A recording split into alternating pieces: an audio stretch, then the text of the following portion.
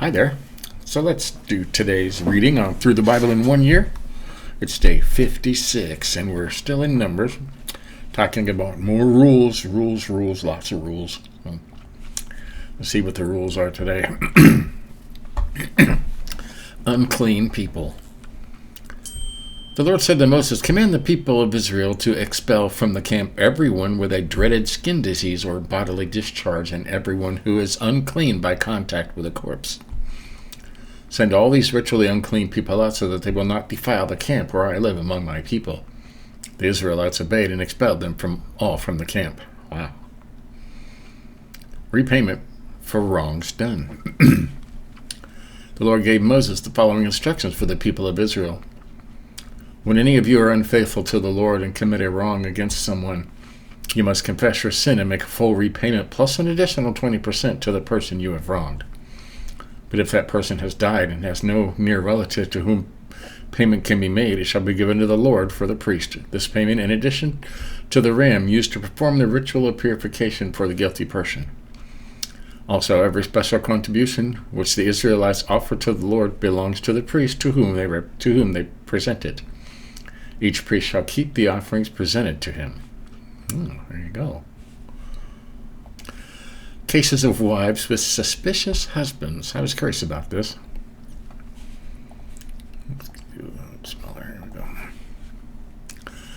The Lord commanded Moses to give the Israelites the following instructions. It may happen that a man becomes suspicious that his wife is unfaithful to him and has defiled herself by having intercourse with another man. But the husband may not be certain, for his wife may have kept it secret. There was no witness, and she was not caught in the act. Or it may happen that a husband becomes suspicious of his wife even though she has not been unfaithful. In either case, the man shall take his wife to the priest. He shall also take the required offering of 2 pounds of barley flour. But he shall not pour any olive oil on it or put any incense on it, because it is an offering from a suspicious husband, made to bring the truth to light.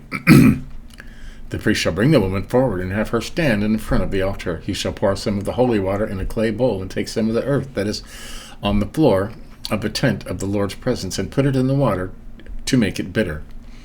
Then he shall loosen the woman's hair and put the offering of flour in her hands. In his hands the priest shall hold the bowl containing the bitter water that brings a curse. Then the priest shall make the woman agree to this oath spoken by the priest. If you have not committed adultery, you will not be harmed by the curse that this water brings. But if you have committed adultery, may the Lord make your name a curse among your people. May he cause your genital organs to shrink and your stomach to swell up. May this water enter your stomach and cause it to swell up, and your genital organs to shrink. The woman shall respond, "I agree, may the Lord do so." Wow. Then the priest shall write this curse down and wash the writing off the bowl with the bitter water. Before he makes the woman drink the water, which may then cause her bitter pain, the priest shall take the offering of the flour out of the woman's hands and hold it out in dedication to the Lord and present it on the altar. Then he shall take a handful of its token offering and burn it on the altar. Finally, he shall make the woman drink the water. If she has committed adultery, the water will cause bitter pain. Her stomach will swell up and her genital organs will shrink. Her name will become a curse among her people. But if she is innocent, she will not be harmed, and he will be able to bear children. Man. And if she didn't do anything wrong, what happens to the guy? This is a law, Moses. This is a law in cases where a man is jealous and becomes suspicious that his wife has committed adultery. The woman shall be made to stand in front of the altar, and the priest shall perform this ritual. The husband shall be free of guilt, but the woman, if guilty, must suffer the consequences. Nothing happens to the guy, huh? Rules for Nazarites. The Lord commanded Moses to give the following instructions to the people of Israel. Any of you, male or female, who make a special vow to become a Nazarite and dedicate yourself to the Lord, shall abstain from wine and beer. You shall not drink any kind of drink made from grapes or eat any grapes or raisins. As long as you are a Nazarite, you shall not eat anything that comes from a grapevine, not even the seeds or skins of grapes.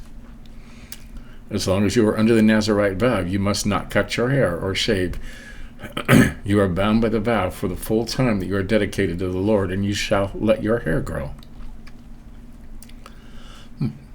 Your hair is a sign of your dedication to God, and so you must not defile yourself by going near a corpse, not even that of your father, mother, brother, or sister. As long as you are a Nazarite, you are consecrated to the Lord.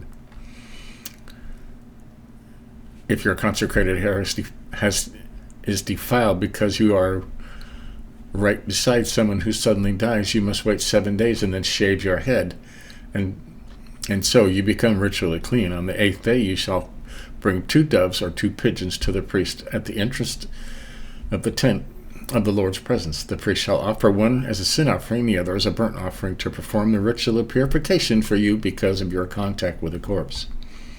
Man, on the same day you shall reconsecrate your hair and rededicate to the Lord your time as a Nazarite. The previous period of time doesn't count because your consecrated hair was defiled. As a repayment offering, you shall bring a 1-year-old lamb.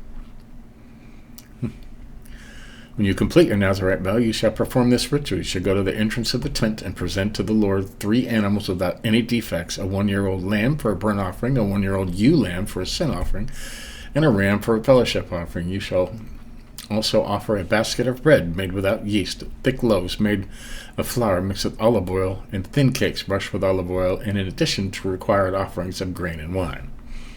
Wow.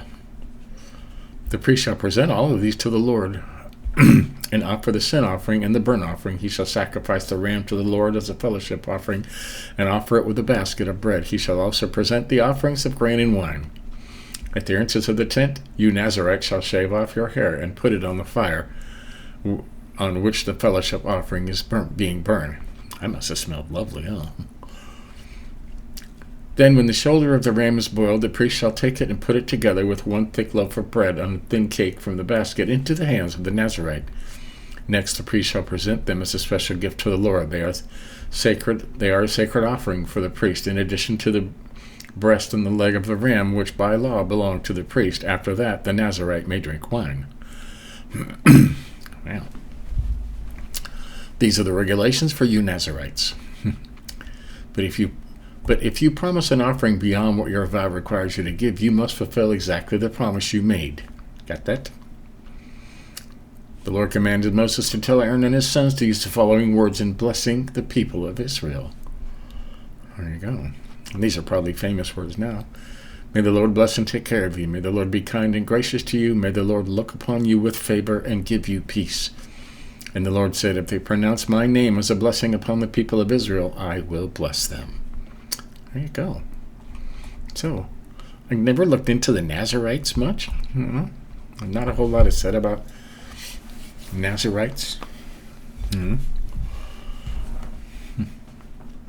Nazarites. That's interesting. Unclean people and Nazarites, and got to look ahead as usual. Number 7. Oh, only 1 chapter tomorrow. Must be long, huh? The offerings of the leaders, and this is all the leaders of the 12 tribes. That's the whole thing. It's very short tomorrow, so it's interesting. Well, there you have it. That's today's reading. We're through the Bible in 1 year. Catch up on anything you might have missed. Give us a like if you think about it. But until next time, have a good rest of your Sunday. Take it easy. Don't work. See you next time.